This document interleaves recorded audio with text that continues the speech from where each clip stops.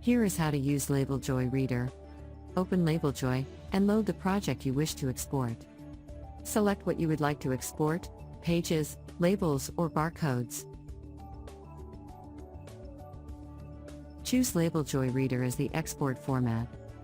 Click Include Source File to include your Labeljoy project. Check the box. Open File after export. Then click Save.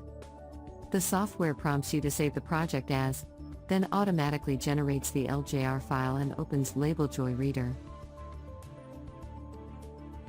The menu bar of Labeljoy Reader provides the options to open a previously created project, to export to other graphic formats,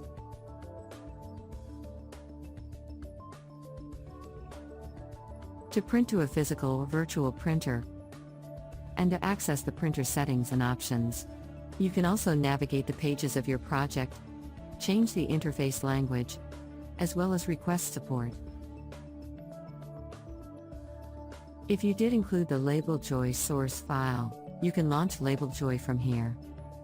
In case you make modifications to your source file, you have to repeat the export process.